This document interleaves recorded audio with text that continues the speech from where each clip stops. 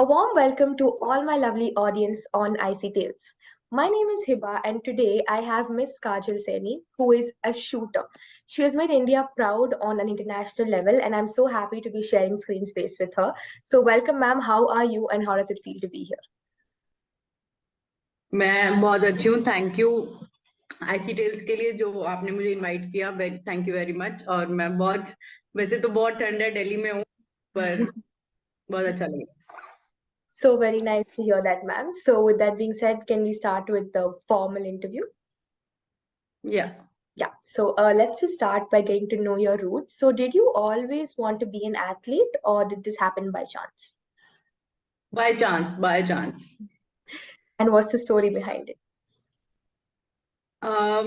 मैं हरियाणा से हूँ, रोहतक डिस्ट्रिक्ट से। तो मेरी जॉइंट फैमिली है। Okay. और अ, उसमें सभी जो है वो स्टूडियस हैं। Mm-hmm. सब अ, पढ़ाई की फील्ड में ही है। तो हमें छोटे से ही हमें पढ़ाई पढ़ाई पढ़ाई ऐसे ग्रोन अप हुए हैं हम कि स्टडीज करो, अच्छा मार्क्स लेके आओ। तो मेरी मम्मी ने अपने कॉलेज के टाइम में एनसीसी ज्वाइन की थी, Mm-hmm. पर वो एनसीसी को कंप्लीट नहीं कर पाए थे, कैंप्स वगैरह नहीं लगा पाए थे। तो उनको बहुत एक फील होता था कि काश मैं अपनी डॉटर से ज्वाइन करवाऊंगी और फिर वो कंप्लीट करे एनसीसी। तो एनसीसी ज्वाइन की, वो भी मुझे मतलब ज्यादा अच्छी नहीं लगती थी। बहुत स्ट्रिक्ट से रूल्स होते थे उसमें, मॉर्निंग इवनिंग ये। तो हमने कैंप लगाया और वहां पे फायरिंग इवेंट होता है, शूटिंग इवेंट है, हर एक कैडेट को करना होता है वो। Mm-hmm. तो उस तब मैंने बाय चांस, मैं बहुत उस टाइम इतना पैनिक कर रही थी कि मैंने कभी गन देखी नहीं थी पहले, और मुझे था कि मेरी टर्न ही ना आए, ओवर हो जाए आज का दिन था। पर वो करना पड़ा। और फर्स्ट टाइम ही मेरी बहुत अच्छी ग्रुपिंग ग्रुपिंग Mm-hmm. काउंट होती है उसमें। इतने क्लोज शॉट्स लगे हैं, 5 शॉट्स था। Mm-hmm. मेरा सबसे अच्छा आया बाय चांस, पता नहीं क्या कैसे। मैंने तो कभी पहले राइफल भी नहीं, गन भी नहीं देखी थी। तो फिर नेक्स्ट डे के लिए सिलेक्शन हुआ, और फिर उसमें भी फर्स्ट टाइम है वहां पर शूटिंग में। Three Right. थ्री पार्ट्स थे उसके। Mm-hmm. तो तीनों में अच्छा आ गया। फिर हमारा सिलेक्शन होता गया शूटिंग कैंप्स के लिए। मैंने 14 कैंप्स लगाए शूटिंग के। और ऐसे टर्न वाइज टर्न मैं एनसीसी से नेशनल खेली फर्स्ट। Mm-hmm. एनसीसी का होता है। फिर जो एसोसिएशन जो हमारा शूटिंग इवेंट है, Mm-hmm. ऑल ऑफ इंडिया जो करते हैं, उसके नेशनल के लिए सिलेक्शन हुआ।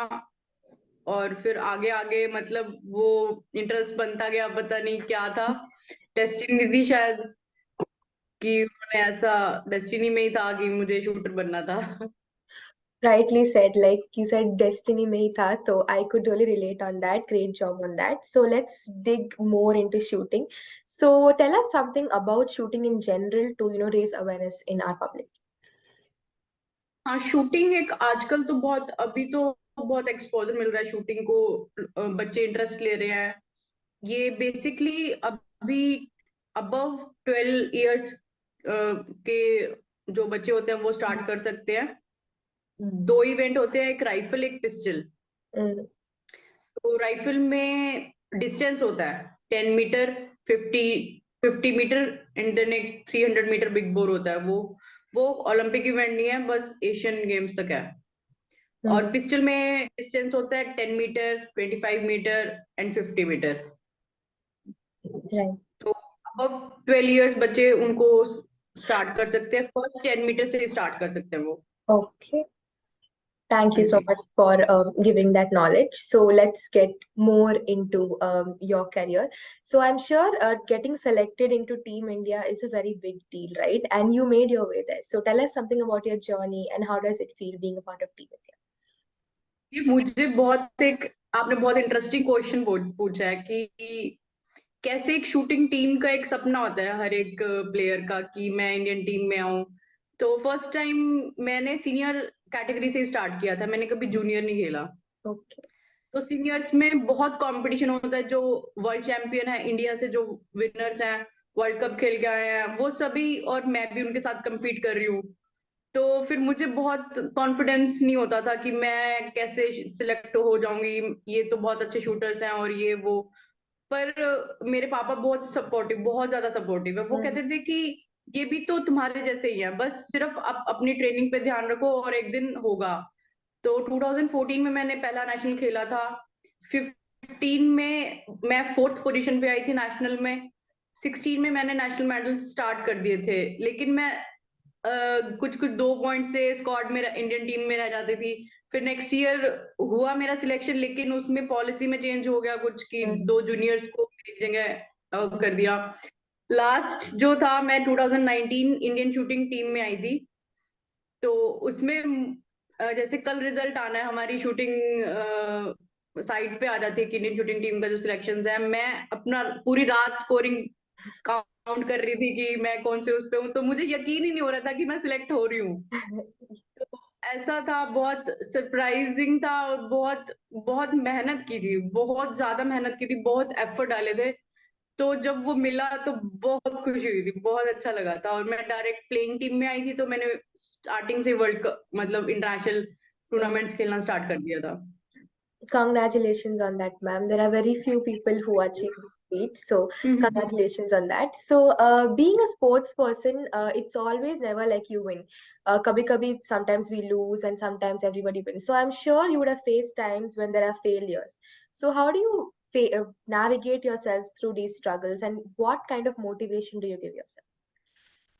हमें बहुत ज्यादा डिमोटिवेशन वाला एनवायरनमेंट हो जाता है जब हम फेलियर की तरफ जा रहे होते हैं। एक एक सिंगल एक सक्सेस के पीछे, एक इंटरनेशनल मेडल के पीछे Mhm. 50 अनसक्सेसफुल मैचेस होते हैं। तो वो कोई नहीं, कोई भी नहीं जज कर सकता हमें कि हमने कितनी बार फेल होके तब वो मेडल जीता है। तो हमें मोटिवेटेड लोगों के साथ ही अपनी कंपनी ज्वाइन करनी चाहिए, जो हमें सपोर्ट कर सके उस मीन टाइम में जब हमें जरूरत है। जब आप सक्सेस लेके आओगे तो थाउजेंड्स के अराउंड आपके पास होंगी वेल विशेस, लेकिन जब आप फेल होते हो तो लेस देन 10 मोटिवेशन होंगे आपके पास, जो आपको कम बैक करने के लिए मोटिवेट कर सके। तो हमें हमेशा अपनी मोटिवेटेड लोगों के साथ ही रहना चाहिए, अपनी फैमिली के साथ। वो सबसे बेस्ट फ्रेंड्स हैं, आपका Mhm. हमेशा ही अच्छा चाहेंगे। तो हमें फैमिली के साथ, अपने कोच के साथ डिस्कस करनी चाहिए हमेशा। नेवर गिव अप वाला तो हमें टारगेट होना चाहिए कि हमें कभी भी गिव अप नहीं करना। That's exactly what a sports person is all about. Never give up. So thank you so much for that, ma'am. Let's move on to something about motivation. So you spoke about how your family was so supportive, but in India, in so many houses, girls are not supported by their family to take up sports as their career. So how is it different in your house, and what is your general opinion on this? I think कि education का बहुत ज्यादा difference है। अगर आपकी family educated है, आपकी mother father educated है, उनके सराउंडिंग्स वो सोशल है, तो वो उस चीज को ज्यादा अच्छे से समझ सकते हैं एक बच्चे को। जैसे मैंने अपने पापा को बताया, Mhm. ये फाइनेंशियली बहुत कॉस्टली गेम है, बहुत ज्यादा। तो एक फैमिली में अफोर्ड करना बहुत मुश्किल होता है मीडियम क्लास फैमिली के लिए। तो उन्होंने एक बार भी नहीं सोचा कि कितना एक्सपेंस होगा, क्या होगा। उन्होंने बस ये सोचा कि इसका इंटरेस्ट है तो मैं 100% इसका साथ दूंगा। Right. ये बहुत जरूरी है। ऐसा नहीं है कि हमारी फैमिली में या मेरे पेरेंट्स को कहा नहीं गया कि इतना खर्चा क्यों कर रहे हो एक लड़की के ऊपर, इतने में तो ये हो जाता, शादी हो जाती, ये हो जाता, पढ़ाई हो जाती। तो Mhm. होता है, लेकिन पेरेंट्स को सबसे ज्यादा समझना चाहिए। Yeah. मेरे घर में पेरेंट्स और जो मतलब कि मेरे घर में मेल जितने भी हैं वो सब एजुकेटेड और सब समझदार हैं। मुझे Mhm. लगता है कि मेल फैक्टर बहुत ज्यादा होता है, क्योंकि आज इंडियन फैमिलीज में डोमिनेंसी उनकी होती है कि वो जो चाहेंगे एट लास्ट वही होता है। तो अगर वो समझदार है या समझ सकते हैं, सोसाइटी में सोशल हैं, एजुकेटेड हैं, तो उनको पता लगेगा कि आजकल कितना जरूरी है एक Yeah. लड़की को जिसमें भी, जिस फील्ड में भी वो जाना चाहे, एजुकेशन, स्पोर्ट्स, कोई भी फील्ड हो, वो बस सपोर्ट की जरूरत है और उनको करना चाहिए हर एक लड़की को। Your thoughts are just very nice, ma'am. I'm a fan of them. So thank you so much for that. And so, being an athlete, I'm sure there are so many goods and so many bads, but athlete रहना क्या सबसे favorite part? What is it and why? Favourite part में अभी जो 2019 में Asian championship हुआ था Qatar में, दोहा कतर में, Mm-hmm. तो वहां पर जब मैंने फर्स्ट इंटरनेशनल मेडल जीता तो मुझे वो मैच मतलब एक लाइव मैच की तरह मेरे जहन में है कि एक एक शॉट मुझे याद है, और मैंने मतलब मेरा माइंड ही बिल्कुल ब्लैंक था, कोई टेंशन नहीं थी, कुछ नहीं था, Mm-hmm. मतलब एक वे होता है जो प्रॉपर एक मैच का था, तो वही मेरे माइंड में चल रहा था बस, शॉट बाय शॉट। और वो फर्स्ट इंटरनेशनल मेडल एक स्पेशल मेडल होता है कि हाँ हमारी मेहनत रंग लाई, आज कुछ शायद हम कुछ है। तो और उसके बाद यहाँ जब मैं इंडिया आई तो बहुत अच्छा वेलकम हुआ था, बहुत ज्यादा लोगों ने, हरियाणा में वैसे भी बहुत सेलिब्रेट करते हैं मेडल को, स्पोर्ट्स पर्सन की अचीवमेंट्स को। तो जो जिस स्कूल में मैंने स्कूलिंग की थी, उनकी जो नर्सरी की मेरी टीचर थे और 12th तक सभी टीचर्स वहां थे, उन्होंने सब, वो बहुत अच्छा मोमेंट था जो मेरी स्कूलिंग टीचर्स वहां थे, उन्होंने वेलकम किया और इंटरनेशनल मेडल जीता। वो तो हम वर्ड्स में एक्सप्रेस ही नहीं कर सकते कि कितना अच्छा लग रहा था उस time. So that's your favorite part. Very, very nice to know that. So, in the shooting field, what are your future plans and how do you plan on achieving them?